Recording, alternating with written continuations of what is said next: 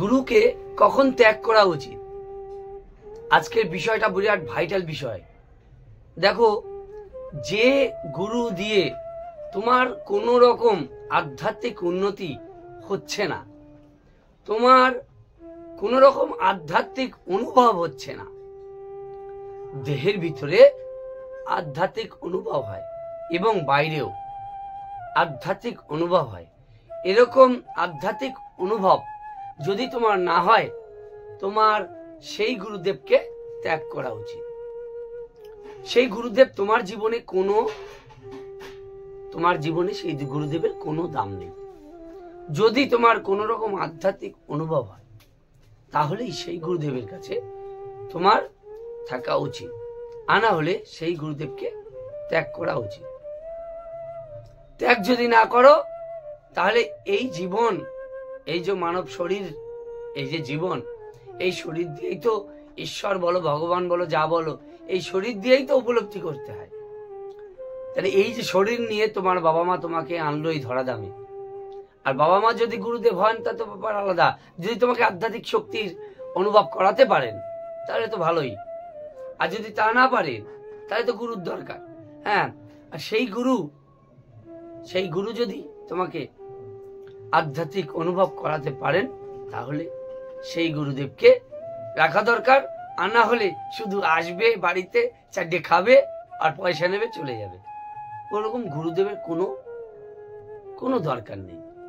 হ্যাঁ, চট করে আধ্যাত্মিক শক্তি অনুভব করা সম্ভব না, কিন্তু তুমি দেখছো বছরকে বছর তুমি কোনো একটা গুরুদেবের কাছে রয়েছো, অথচ তোমার আধ্যাত্মিক কোনো অনুভব হচ্ছে না।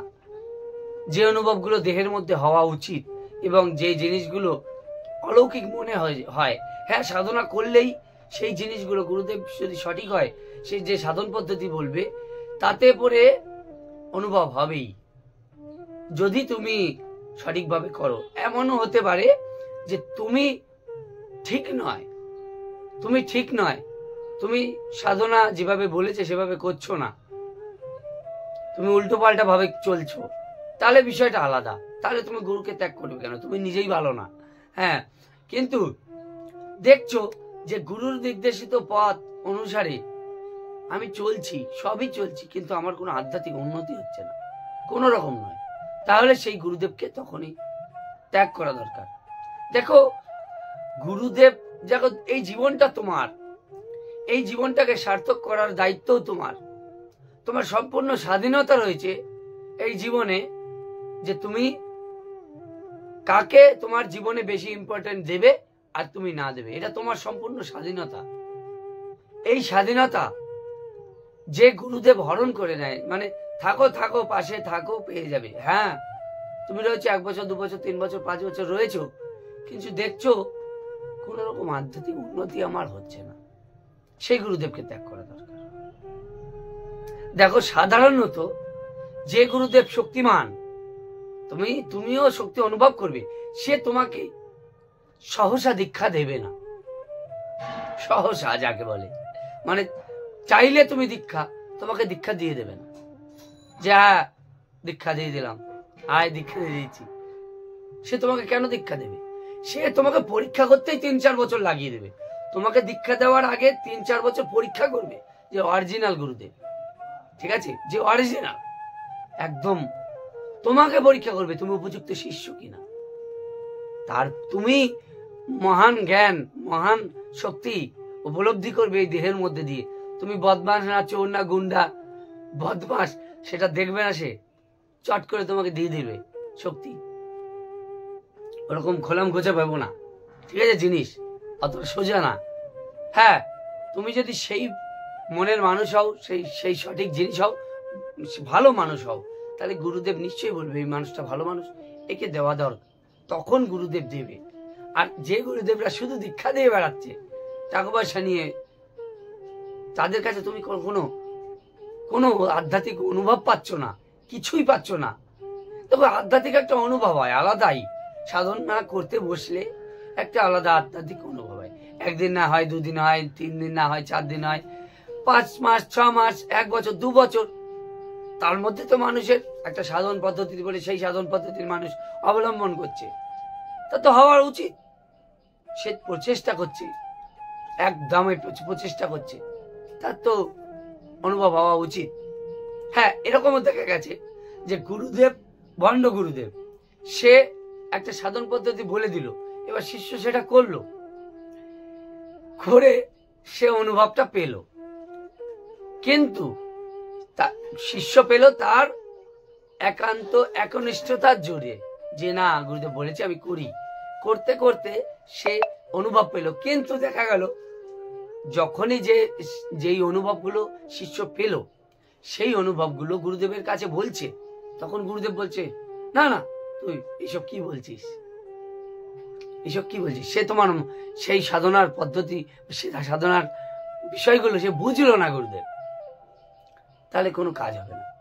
দেখো এই বিষয়টা বোঝো, কারণ এই গুরুদেব শুধু নিজে কখনো সাধনা করেনি এবং সাধনার অনুভব করেনি, সে শুধু তোমাকে সাধন পদ্ধতি বলে দিয়েছে, কিন্তু তুমি একনিষ্ঠতার জোরে তুমি সাধনা করলে, কিন্তু তোমার অনুভব হলো, কিন্তু তুমি যখনই গুরুদেবকে বললে গুরুদেব সেটা ইগনোর করে গেল, বুঝলো না তোমার ব্যাপারটা, যে তুমি কি বলতে চাইছো, বা তোমার মনের যে ব্যাপারটা সেটা ক্লিয়ার হলো না। দেখো সেই গুরুদেব তোমার একনিষ্ঠতার জোরে তুমি সাধনার এবং আধ্যাত্মিক অনুভবগুলো করলে, কিন্তু গুরুদেবের জোরে না, সেখানে গুরুদেব গৌণ হয়ে গেছে, মানে সেখানে গুরুদেব বলে দিয়েছে যে এটা করো, তুমি করেছো, কিন্তু গুরুদেব সাধনা করে বলেনি, তোমার একনিষ্ঠতার জোরে তুমি অনুভব করেছো। সেইখানে সেই গুরুদেব তোমাকে বললো না, তুমি বুঝলে যে গুরুদেব বলতে পারছে না ওইগুলো জিনিসগুলো। হ্যাঁ, অনেক সময় অনেক যে আধ্যাত্মিক শক্তি সম্পন্ন গুরু এড়িয়ে যায়, তুমি বুঝবে। হ্যাঁ, তখন সে যে গুরু দেখা যাবে যে বলতে পারছে না বা কিছু, বা তোমাকে সঠিক রাস্তা দেখাচ্ছে না, তখন সেই গুরুকে ত্যাগ করা দরকার। দেখো গুরু হচ্ছে গৌণ, তোমার সাধনা এখানে মুখ্য, তুমি সাধনা কিভাবে করছো।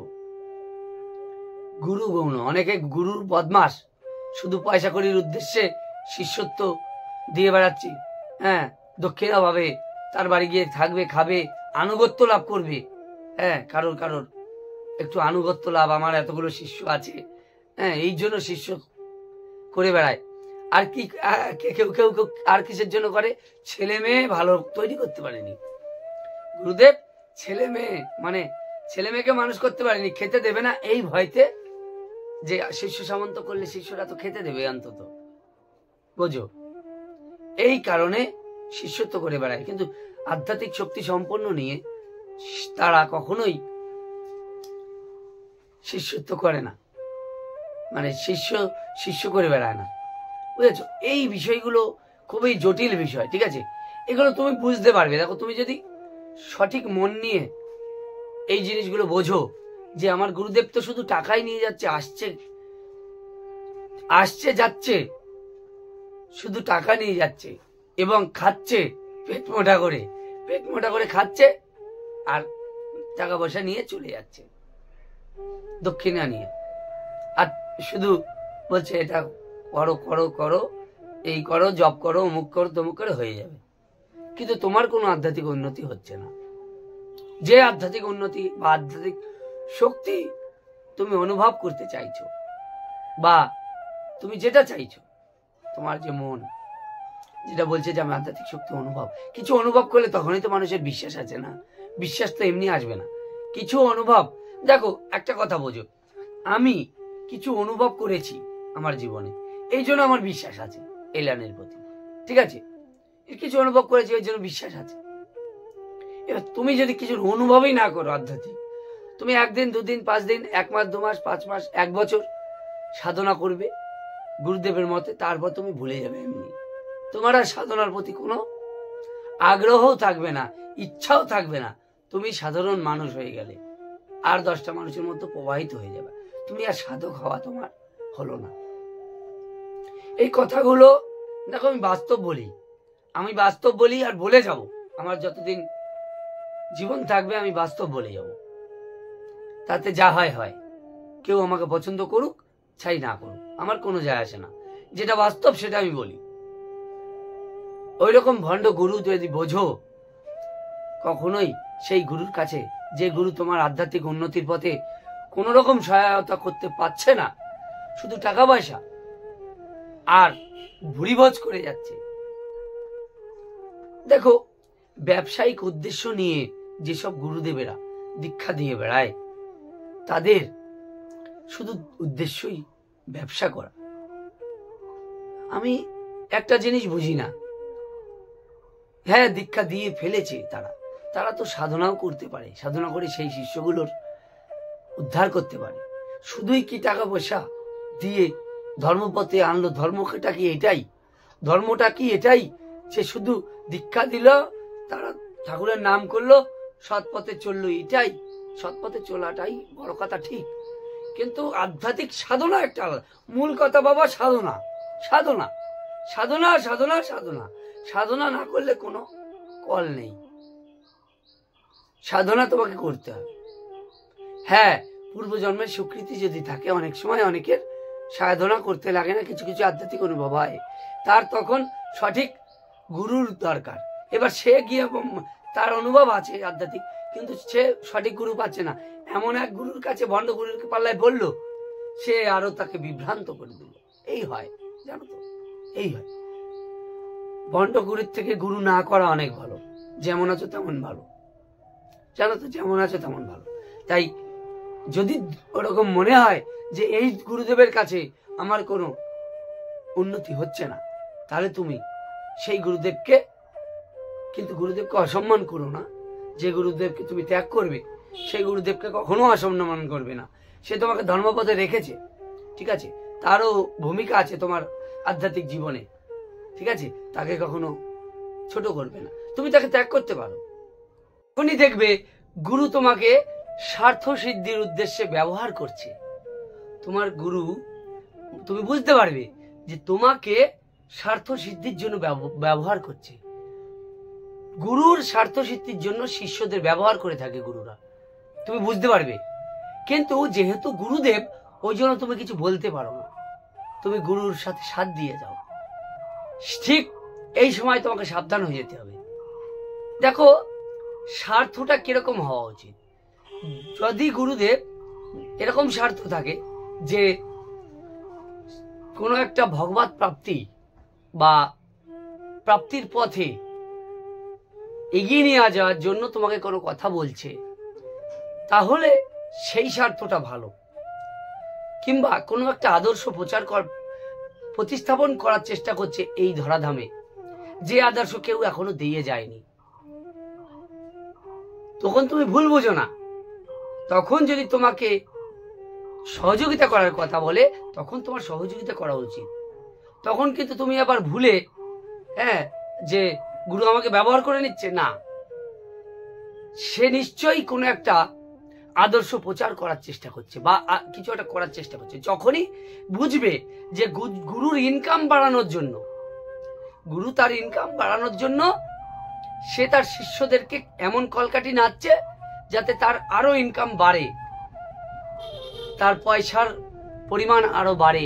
দেখো, মেন হচ্ছে পয়সা, স্বাভাবিক সাধারণ বিষয়, এটা তোমাকে বুঝতে হবে। পয়সা, এই পয়সাটা জন্যই মানুষ কামড়া কামড়ি যা হচ্ছে, এত কিছু সব পয়সার জন্য হচ্ছে। আর এই পয়সাটার জন্যই কিন্তু গুরুদেবেরা কি করে, শিষ্যদের আরো কি করে তার পয়সা বাড়ে তার পথ খুঁজতে থাকে। যে বদমাশ গুরু, তার আর জগৎ কল্যাণের ইচ্ছা কম, তার নিজের পকেট ভারী কিভাবে করতে হয় সেইটা সে বোঝে। তখন তুমি বুঝতে পারবে যে এই কলকাঠিটা করছে একমাত্র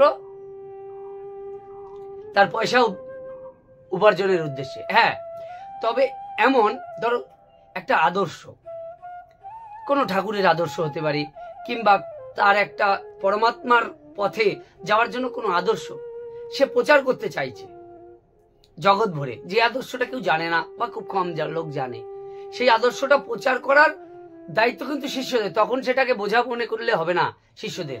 তখন যদি গুরু প্রেশারাইজও করে, তখন সেই গুরুর আদেশ মান্য করতে হয়। সেটা নিঃস্বার্থ, সেখানে টাকা পয়সার আখের গোছানোর বিষয় নেই গুরুদেবের, সেখানে আদর্শ প্রচারের বিষয়। সেক্ষেত্রে তুমি যদি নাও বোঝো, তখন তাহলে তোমার গুরুদেবের সহযোগিতা করা উচিত। কিন্তু যখন তুমি দেখছো যে তার উপর দেখাচ্ছে যে পরমাত্মা প্রাপ্তির পথ, কিন্তু ভিতরে দেখা যাচ্ছে অর্থনীতির ব্যাপারটা চলে আসছে, পয়সা কড়ির ব্যাপার চলে আসছে গুরুদেবের মানে ঝোলা ভর্তি করার চেষ্টা করছে, তোমার কিন্তু কেটে পড়া উচিত। কিন্তু তাকে অপমান করে নয়, তাকে কখনো অপমান করে তুমি কেটে পড়বে না, তাকে সম্মান জানিয়ে। কারণ তার কাছ থেকেও তুমি কিছু পেয়েছো, কিছু না কিছু তো পেয়েছো, সৎ থাকার শিক্ষা যাও পেয়েছো তাকে। তখন দেখো অনেক এমন গুরুদেব আছে যার কাছে শক্তি আছে, অঢেল শক্তি, আধ্যাত্মিক শক্তি যাকে বলে, অনেক শক্তি আছে। সেই শক্তি থাকা জন্যই সে কি করে, তার নিজের চিন্তা ভাবনাগুলোকে, কুচিন্তা ভাবনাগুলোকে শিষ্যের মধ্যে ট্রান্সফার করে। কিংবা তার পকেট কি করে ভারী করা যায়। শোনো, আধ্যাত্মিক শক্তি পেল বলেই যে সে লোভী হবে না এমন কথা নয়। ওই জন্য আমি সবসময় বলি, সাধনার বেসিক পার্টগুলো দেখে নিও। আমার চ্যানেলে সাধনার বেসিক বলে একটা প্লেলিস্ট আছে, ওই প্লেলিস্টটা দেখা সবার উচিত। সাধক হতে গেলে ওগুলো জানতে হয়। ওই যে বেসিক জিনিসগুলো সাধকেরা পার করে আসে না, এই জন্য তাদের কাছে আধ্যাত্মিক শক্তি চলে আসার পরে তারা কি করে, তাদের কুভাবনা, কুচিন্তা, কুসংস্কারের ফলে, মানে যে যত বাজে সংস্কার পিছনে পেয়ে এসেছে, সেই সংস্কারগুলো কি করে তাদের শিষ্যদের মধ্যে প্রতিস্থাপন করার চেষ্টা করে এবং নিজের ঝুলি ভরবার চেষ্টা করে। তাদের কাছে শক্তি আছে, কিন্তু নিঃস্বার্থভাবে জগৎ কল্যাণের চিন্তা খুব কম মানুষের। পয়সা ছাড়া, লোকের পকেট কেটে নয়, নিঃস্বার্থ জগৎ কল্যাণের চিন্তা ভাবনা খুব কম মানুষের। পথ খুব কঠিন, কিন্তু অসম্ভব নয়। নিঃস্বার্থ মানব সেবা, মানবকে সঠিক পরমাত্মা প্রাপ্তির পথ দেখানো খুব কঠিন রাস্তা। কিন্তু এই যে লোভের ব্যাপারটা এসে যাচ্ছে না, পয়সা ভরা, ঝুলি ভরা, হ্যাঁ, এই গুরুদেবদের এই ঝুলি ভরার সিস্টেমটা খুব খারাপ। ভগবান হাত দিয়েছে, পা দিয়েছে, ইনকাম করে খাও যেভাবে হোক। কেন লোকের পয়সা, শিষ্য বাড়িয়ে, দেখবে একজন আছে শিষ্য বাড়ানোর জন্য পাগল হয়ে যায়। যত শিষ্য বাড়বে তত তার ইনকাম বাড়বে। কেন? 2, 4, 5, 10, 100, 200 শিষ্য করলে তাদেরকে যদি মানুষ করা যায়, সেই শিষ্যগুলো দিয়ে হাজার হাজার লাখ লাখ কোটি কোটি শিষ্য হতে পারে। পরমাত্মার পথ মানুষ খুঁজে পাবে সেই 100টা শিষ্য দিয়ে কিংবা 200টা শিষ্য দিয়ে। এর বেশি একটা গুরুদেবের পক্ষে কত সম্ভব? এই জিনিসগুলো, হ্যাঁ, সশরীরে কজনকে সম্ভব? যে কটা হবে, হ্যাঁ, দেখা গেল 10,000 শিষ্য করলো, তার মধ্যে 100 জন হয়, সঠিক হয়। কিন্তু দেখো, তার মধ্যেও পয়সা কড়ির ব্যাপারটা চলে আসে, হিসাব নিকাশ চলে আসে, কমিটি চলে আসে। যখন গুরুদেবের একটা ভালো ব্যাপার চলে আসবে, একা আর সামলাতে পারবে না। পয়সা কড়ির যখন অনেক, তখন আমার ম্যানেজার রাখতে হয়। অনেকের ম্যানেজার আছে গুরুদেবদের। দেখো, আমি কাউকে ছোট করছি না, এদের ব্যাপারটাও আলাদা, এরাও জগতের কল্যাণ করছে, মানুষকে ভগবত প্রাপ্তির পথে আনছে। কিন্তু যে প্রকৃত যে ব্যাপারটা, রিয়েল যে সাধনা বা রিয়েল অর্থকরী মুক্ত যে একটা ভালোবাসা, প্রেম, প্রীতি, ভক্তি, অর্থকরী ছাড়া, অর্থের বিষয় আশয় ছাড়া একটা প্রেম, প্রীতি, ভালোবাসা, সেইটা কোথায় গেল? আগে যে ছিল সেই জিনিসটা কয়জন আসছে? সবাই তো অর্থকরীর, পরের পয়সায়, শিষ্যের পয়সায় খেয়ে সব খাচ্ছে দাচ্ছে, লজ্জা করে না নিজের কি। হ্যাঁ, যখন গুরুদেব অসুস্থ হয়ে পড়বে, তার ক্ষমতা থাকবে না, তখন শিষ্যদের উচিত জান-মান লড়াই করে তার পিছনে পড়ে যাওয়া, যে না, এই মানুষটা নিঃস্বার্থ জনসেবা করে গেছে, আমরা ঝাঁপিয়ে পড়ি গুরুদেবের পিছনে, তাকে সঠিক সুস্থ করার জন্য। দেখো এটা মানব শরীর, হ্যাঁ মানব শরীর। তা দেখো যোগের কিছু কিছু পর্যায়ে আছে, সব গুরুদেব সব যোগের সব জায়গায় যেতে পারে না, ঠিক আছে। এবার যোগের এমন জায়গা আছে সারা জীবন মানুষ সুস্থ থাকবে, হ্যাঁ। কিন্তু শোনো, গুরুদেবের পূর্ব কর্ম যদি ভালো না থাকে, কিন্তু সে সাধক মহাসাধক অনেক শক্তিধর, কিন্তু তার সংস্কার ভালো না থাকলে তার তো ফল ভোগ করতেই হবে, তার ফল ভোগ করতেই হবে তাকে। এই যে জীবনেই ফল ভোগ করে যেতে হবে। তখন কি হবে, সেই যে ফল ভোগটা করবে, তখন দেখো গুরুদেব তো একদম ধোয়া তুলসী পাতা না। যখন প্রথম জীবনে ছিল, সেও তো অন্যায় অবিচার করেছে, তার ফলগুলো তো সে ভোগ করতে হবে না। তাহলে তখন যে অসুস্থ হবে, যাই হবে, গুরুদেবের তখন পাশে দাঁড়ানো শিষ্যদের কর্তব্য। তখন গুরুদেবের উপায় নেই, ইনকাম করার সামর্থ্য নেই, তখন তাকে জান প্রাণ লড়িয়ে দেওয়া দরকার। কিন্তু গুরুদেব সশরীর শক্তমান শরীর, তোমার ইনকাম করার শক্তি আছে, আর শিষ্যদের থেকে টাকা পয়সা নিয়ে বেড়ানো। দেখো আমি যেটুকুনি বুঝেছি আমার জীবন থেকে, সেটুকুনি আমি বলছি, এটা ঠিক নয়। যারা করছে করুক, তারা ভালো থাকুক, আমি কারোর বিরোধিতা বলি না, কিন্তু তুমি সাবধান হয়ে যাও। টাকা পয়সা আর আধ্যাত্মিক শক্তি, টাকা পয়সার সঙ্গে আধ্যাত্মিক শক্তি যখনই মিলিয়ে ফেলা হবে, প্রকৃত ভাবটা উধাও হয়ে যাবে, প্রেম ভক্তি উধাও হয়ে যাবে, বুঝলে? তো এই ব্যাপারটা সবার মাথায় দরকার। যখনই দেখবে টাকা পয়সার বিষয়টা চলে আসছে, অর্থনৈতিক ব্যাপারটা চলে আসছে, প্রকৃত প্রেম প্রীতি ভক্তি মূল তো ভক্তি, গুরুচরণে ভক্তি, ওইটাই তো মূল। গুরুচরণে ভক্তি করলে সাধন ভজন কি লাগে? অটোমেটিক মানুষের সাধন ভজন হতে থাকে। অকামনা প্রেম ভক্তি গুরুর চরণে অকামনা প্রেম ভক্তি করলে আর কি লাগে? সে তার কুলকুণ্ডলিনী বলো, যা বলো, গুরুর আশীর্বাদে, গুরুর কৃপায় অনেক কিছু সম্ভব। গুরু কি কৃপা করবে? তুমি যদি গুরুর চরণে সঠিকভাবে সমর্পিত হতে থাকো, পরমাত্মা তোমাকে এগিয়ে নিয়ে যাবে। পরমাত্মা, পিতামাতা আর গুরু, পিতামাতাকে ভক্তি করে তাকে সঠিক পরিচর্যা করতে হবে, আর গুরুদেবের চরণে সমর্পিত হতে হবে। এই করলে আর কি লাগে? গুরুদেবের আশীর্বাদ, গুরুদেবের বকাও যেন তখন আশীর্বাদ, এই মনে করে যদি এগোনো যায়, ভক্তিতে আর কি লাগে? সাধন ভজন দূরের কথা, ভক্তিতে অনেক উচ্চতে উঠা যায়।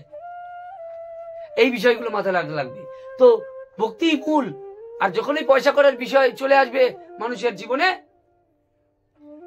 যখনই ওই গুরুদেবের পয়সা করির ব্যাপারটা চলে আসবে, দেখবে যে তার শিষ্য বাড়ানোর চেষ্টা করছে পয়সা করির জন্য। একটা মানুষ কত শিষ্যকে সামাল দিতে পারবে? একটা গুরুদেব যে কটাকে করবে সে কটাকে একদম ছাক্কা করবে, তাদের দ্বারা জগৎ কল্যাণ হবে। হ্যাঁ করুক না, 1000 করুক, একজন লাখ লাখ শিষ্য করে বেড়ায়। এবার লাখ লাখের শিষ্য থেকে কতগুলো টাকা আসে? তার পকেট ভারীর চিন্তা। দেখো, হ্যাঁ এরা যে ভগবত বা ঠাকুরকে প্রচার করছে না, ঈশ্বরকে প্রচার করছে না, এটা ভুল করছে, মানুষকে পথে আনছে, কিন্তু কোথাও যেন একটা অর্থের ব্যাপার স্যাপার থেকেই যায়। হ্যাঁ, অর্থর ব্যাপার একটা থেকেই যায়। ঈশ্বরের প্রতিষ্ঠা তো করেই তারাও অনেক সমাজ সেবা করে, কিন্তু আমি প্রকৃত ব্যাপারটার কথা বলছি, ওখানেও কেন যেন একটা টাকার গন্ধ থেকে যায়, বুঝলে? টাকা পয়সা, ধর্ম, অর্থ, কাম, মোক্ষ। তাহলে ধর্ম তো আলাদা না, অর্থটা আলাদা কেন বলেছে? অর্থের জায়গায় অর্থ, হ্যাঁ অর্থ ছাড়া জগৎ চলবে না, অর্থ তো লাগবেই। তো এই বিষয়টা খুবই গুরুত্বপূর্ণ একটা কথা, গুরুত্বপূর্ণ বিষয়। যখনই বুঝবে এইসব বিষয় হয়ে দাঁড়াচ্ছে, গুরু ত্যাগ করে দেবে। ওরম গুরুর কোনো দরকার নেই। যে গুরু নিজের স্বার্থ সিদ্ধির উদ্দেশ্যে, নিজের স্বশরীরে নিজের শক্তি থাকা সত্ত্বেও লোকের কামাই খায়, তখন ওই গুরুদেব রাখার কোনো প্রয়োজন নেই। তোমার কোনো প্রয়োজন নেই। হ্যাঁ, গুরুদেব একটা আদর্শ প্রচার করতে চাইছে, তুমি সহযোগিতা করতে পারো, তার সাথে সহযোগিতা করতেই পারো, তার সাথে যে না আমি আপনার সঙ্গে সহযোগিতা করতে চাই আদর্শ প্রচারের ক্ষেত্রে। কিন্তু তুমি প্রচার করতে গিয়ে তোমার জীবনের তারা হিপনোটাইজ করে, তোমার জীবনের কষ্ট করে অর্জিত টাকা পয়সা সব সমর্পণ করে দিলে। দেখো, হ্যাঁ, সমর্পণের একটা হিসাব থাকে। তোমারও তো একটা সংসার থাকতে পারে, তোমারও তো একটা জীবন আছে, তোমার জীবনের অর্থকরীর ভোগ করার অধিকার তোমার আছে। সবকিছুই গুরুদেবের জন্য নয়। হ্যাঁ, সবকিছুই গুরুদেবের জন্য ভাবা উচিত, ভালো, যে আমার জীবনে যা হচ্ছে সব গুরুদেবের, ঠিক, এ একটা আলাদা লেভেল। কিন্তু সেই জামানাটা নেই না। তোমার অর্থকরীর ক্ষতি হয়ে যাক, তোমার কষ্টার্জিত টাকার ক্ষতি হোক, হিপনোটাইজ করে দেবে এরা, এই শয়তান এগুলো, যাদের বলে শয়তানই বলি আমি এদের। হিপনোটাইজ করে সব তোমাকে সর্বস্ব, তোমার পয়সা করি সবকিছু এরা এমনই করে দেবে যে তুমি বাধ্য হবে, এমন একটা পরিবেশ তৈরি করে দেবে, তুমি বাধ্য হয়ে সেই গুরুদেবের চরণে তোমার জীবনের কষ্টার্জিত সব টাকা পয়সা যা ধন দৌলত সব উজাড় করে দেবে। দেখো, এই বিষয়গুলো খুব গভীর বিষয়। সবাই তো ধর্ম নিয়ে চর্চা নিয়ে আলোচনা করে, এই বিষয়গুলো কিন্তু মারাত্মক বিষয়, মারাত্মক, খুব মারাত্মক। এগুলো না জানলে ধর্মকর্ম সব বৃথা হয়ে যাবে, বুঝলে? এইগুলো তোমাদের আজকালকার যুগ যেরকম আসছে, এই জন্যই তো ধর্ম কর্ম আদর্শ এগুলোর প্রতি মানুষের বিশ্বাস কেন হারিয়ে যাচ্ছে? এই সব কারণে হারিয়ে যাচ্ছে। আজকের ভিডিওটা বোঝার চেষ্টা করবে কি বলতে চাইছি, তখনই কিন্তু গুরুদেবকে ত্যাগ করা উচিত। ওরম গুরুদেব হওয়ার কোনো ইয়ে নেই, যার নিজের শরীর থাকতেও লোকের কামাই খায়, এই স্বাভাবিক বিষয়। হ্যাঁ, ভগবান এই হাত দিয়েছে, কর্ম করে খাও, কেন লোকের পয়সায় তোমার হাক জমানোর কথা? হ্যাঁ, দান দক্ষিণায় চলবে জীবন, দান দক্ষিণায় জীবন চলে, এই শরীর দিয়েছে, খাটনি করে খাও না। দান দক্ষিণায় কিসের জীবন? কষ্ট করে থাকুক না, ডাল ভাত খেয়ে থাকুক না, তাও ভালো। কেন অন্য লোকের দয়া দক্ষিণে থাকা লাগবে? দেখো, এই বিষয়টা গুরুতর বিষয়। হ্যাঁ, অনেকে অনেক রকম মতামত দেবে, আমি জানি, তবে আমি তর্ক কারোর সঙ্গে পছন্দ করি না। আমি জানি আমি কি করতে চাইছি। একটা পরিবেশ হবে, দেখো, যারা আমার সঙ্গে থাকবে শেষ পর্যন্ত, একটা পরিবেশ, তাদের মেন্টালি একটা তারা জায়গায় পৌঁছাবে, প্রকৃত বিষয়টা বোঝার চেষ্টা করবে তারা। হ্যাঁ, তাই বলে ভট করে ছেড়ে দিও না।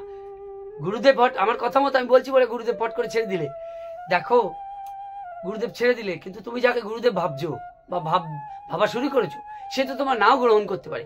প্রকৃত গুরুদেব কখনো তোমাকে ফট করে গ্রহণ করবে না, তোমাকে নিয়ে নেবে না। ছট করে তুমি বললে আমি গুরুদেব হবো, সেই প্রকৃত যে গুরুদেব না, আর দীক্ষা দেওয়ার অত হিরিক থাকে না তার। সে 5 বছর 7 বছর 1 বছর 2 বছর দেখে এই শিষ্যটা উপযুক্ত কিনা। সে যত 100টা দেখলো, 100টার মধ্যে 2টো কি 3টে সে প্রকৃত শিষ্য বেছে নেবে। বাছাই পর্ব থাকবে। পুরনো যে নীতি ছিল, পুরনো একদম প্রাচীন যে ব্যাপারটা ছিল, সবাই কি পেত? সবাই পেত। গুরুর আশ্রমে কিছু কিছু শিষ্যরাই পেত এইসব জিনিস। হ্যাঁ, সবাই পেত না। তো এই বিষয়গুলো কিন্তু তোমাদের ধারণা করতে হবে।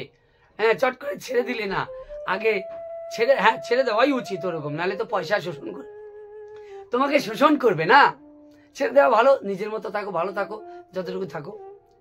এই বিষয় অনেক অনেক বড় হয়ে গেল আজকের ভিডিওটা। তবে তোমাদের যদি আমার কথাবার্তার দ্বারা তোমাদের যদি চোখ খুলে থাকে এবং তোমরা যদি সঠিক পথে পা বাড়াও, তাহলেই আমার এই জীবন সার্থক। কারণ আমার কথার দ্বারা যদি 2-4টে মানুষেরও সঠিক চোখ খোলে, তাহলে আমি মনে করব আমার জীবন ধন্য। তো আমি এই কাজই করে যাব, তোমাদের সেবায় যতটা পারি আত্মনিয়োজিত এইভাবেই করতে হবে। আজকালকার জামানা অন্যরকম, এইভাবেই তোমাদের সেবা আমি চেষ্টা করে যাব, সঠিক পথটা মানুষকে তুলে ধরার জন্য। তবে হ্যাঁ, যা হয়, তোমরা আমার ভুল ত্রুটি যদি হয়ে থাকে তোমরা ক্ষমা দৃষ্টিতে দেখবে। তোমরা এগিয়ে যাও এই আশা নিয়ে আমি আমার আরো বলার থাকে, জানো, অনেক বলার থাকে, আরো কি করব, বলার থাকে, কিন্তু সব মানুষের ধৈর্য তো সমান না। ভিডিও অনেক বড় হয়ে যাচ্ছে, সব মানুষ দেখে না, একটুখানি দেখে তাদের ধৈর্য হারা হয়ে যায়। তা আজকে দেখি তো কে এই শেষ পর্যন্ত দেখেছে ভিডিওটা, তারা তারা কমেন্ট করবে। আজকে কমেন্ট করবে, বলবে আজকে আমাকে বলবে দাদা আমি পুরো ভিডিওটা দেখেছি। কমেন্টে কে কে বলতে পারে? আজকে আমি দেখতে চাই কারা কারা আমার ভিডিও পুরো দেখে। আমিও আজকে এটা দেখতে চাই কারা কারা আমার ভিডিও পুরো দেখে। আমি আজকে দেখতে চাই। দেখো তো অনেকের সঙ্গেই অনেকেই আমাকে অনেক ভালোবাসছো, অনেকে আমাকে আমার ভিডিও দেখে, আমার কথাগুলো অনেকের ভালো লাগে, আমি জানি, আমি অনুভব করতে পারি। জানো তো তোমরা অনেকে আমাকে অনেক ভালোবাসা দিচ্ছ মনের থেকে, অনেক ভালোবাসো তোমরা আমাকে, আমি জানি, আমি বুঝতে পারি তোমাদের ভালোবাসা। হ্যাঁ, কেননা আমি প্রকৃত জিনিসটা তুলে ধরার চেষ্টা করছি। তা তোমরাও নিশ্চয়ই তোমাদের ভালো লাগছে, তোমরাও প্রকৃত জিনিসটা জানতে পারছো। কে কে আমার ভিডিওটা আজকে দেখতে চাই, যে কত আমার ভিউ হয় আর কত আমার কমেন্ট আসে। কমেন্ট দেখলে আমি বুঝে যাব যে কে কে দেখেছে। তোমরা লিখবে যে আমি দেখেছি পুরো ভিডিওটা, এই কথাটা লিখবে যে আমি ভিডিওটা পুরো দেখেছি দাদা। হ্যাঁ হ্যাঁ, আমি আজকে দেখতে চাই। ঠিক আছে, তোমাদেরকে এত ভালোবেসে ভিডিওগুলো করি, তোমরা কে কে শেষ পর্যন্ত দেখো। আমারও তো একটু দেখা দরকার, আমারও তো ভালো লাগবে যে তোমরা কারা কারা প্রকৃতপক্ষে। বুঝতে তো পারবো যে এরা শেষ পর্যন্ত দেখছে, মানে এরা আমাকে খুবই ভালোবাসে। ভালো না বাসলে আমার এই বকবাগানি কেউ এতক্ষণ সহ্য করবে না, ভালো না বাসলে। তাই আমি জানতে চাই যে কে কে আমি আজকে এই ভিডিওটা এত বড় করে ফেললাম, হ্যাঁ, কে কে আমাকে পরিপূর্ণ দেখছে। আমিও জানতে চাই সেই মানুষগুলোকে, যে মানুষগুলো আমাকে দেখছে, আমাকে ভালোবাসছে, এতটা ভালোবাসা দিচ্ছে, এত সময় দিচ্ছে আমি কথাগুলো বলছি, আমাকে এত সময় দিচ্ছে তারা। আমিও আজকে দেখতে চাই কারা কারা আমাকে এত ভালোবাসছো। দেখো যাদেরকে দেখবো যে কমেন্ট করেছে, তাদেরকে আমি অন্তর ভরা ভালোবাসা। যারা এই পর্যন্ত এসেছো, দেখেছো ভিডিওটা পুরোপুরি, অন্তর ভরা তোমাদের জন্য ভালোবাসা। আমি সত্যি কথা মন থেকে বুক চিরে দেখানো যেত যে ভালোবাসাটা তোমাদের জন্যই তো এত কিছু বলি আমি। তোমরা যাতে শোনো, তোমরা যাতে আরো দূর এগিয়ে যাও, আরো সচেতন হও, এই কারণেই তো বলি। বুক চেরা ভালোবাসা যদি দেখাতে পারতাম মানুষের জন্য, তোমাদেরকে হয়তো আমি চিনি না, কিন্তু এই ভালোবাসা যদি দেখানো যেত, দেখাতাম। কিন্তু তোমরা অবশ্যই লিখো, হ্যাঁ, কমেন্টে লিখো কারা কারা দেখছো। বলবে আমি দেখছি দাদা, পুরো ভিডিও আমি দেখেছি। এই কমেন্ট গুলো করবে, কমেন্ট করে দেখাও তো আমাকে কারা কারা দেখছে। আমিও জানতে চাই, বড় আশা জাগে মনে। তোমাদেরকে নিয়েও ভালোবাসা জন্মাইছে আমার। কিরকম যে না, আমাকেও তো অনেকে দেখি, আমি অনেক কমেন্ট করি, ঠিক আছে, তো আমারও ভালো লাগে তোমরা আমাকে দেখো। হ্যাঁ, কে কাকে দেখে আজকাল, কে কার সময় দেয়, আর এতটা দেখা, এতটা বড় ভিডিও দেখা মানে অনেক বড় ব্যাপার। অনেক ভালোবাসা তোমাদের জন্য, এই অন্তর ভরা ভালোবাসা তোমাদের জন্য, অনেক ভালোবাসা, যে ভালোবাসার তুলনা নেই। দেখো এই বুক চিরে যারা দেখছে তাদের জন্য বলছি, এই বুক চিরে এত ভালোবাসা আমি দেখাতে পারবো না তোমাদের জন্য। অনেক ভালোবাসা, অনেক। তোমাদেরকে চিনি না, জানি না, কিন্তু তোমাদের জন্য অনেক বুক ভরা অন্তর ভরা ভালোবাসা আমি দিচ্ছি। আরো ভবিষ্যতে তোমরা কমেন্ট করো না, আরো ভালোবাসা তৈরি হবে। আমি দেখার চেষ্টা করি, হ্যাঁ, আমি দেখার চেষ্টা করি সবার কমেন্ট, চেষ্টা করি, বলবো না যে দেখি না। হ্যাঁ, যতদিন সম্ভব আমি চেষ্টা করি তোমাদের কমেন্ট দেখার। তোমরা আজকে কমেন্ট করো, আমি বুঝে যাবো যে কারা কারা প্রকৃত ভালোবাসছে, আমাকে দেখে। যারা এতক্ষণ দেখেছে মানে বুঝতে হবে তারা আমাকে হেভি ভালোবাসে। হ্যাঁ, তোমরা খুব ভালো থেকো, জানো, অন্তর ভরা ভালোবাসা নিও। হ্যাঁ, এইভাবে আমার পাশে থেকো। দেখবে এক সময় তোমাদের অনেক রকম ভিডিও দেখতে দেখতেই তোমরা একটা সচেতন মানুষ হয়ে গেছো। আধ্যাত্মিক ক্ষেত্রেও সচেতন হওয়া দরকার আছে, সচেতন হয়ে গেছো। ভালো থেকো, সুস্থ থেকো, তোমরা অনেক ভালো থাকো, অনেক।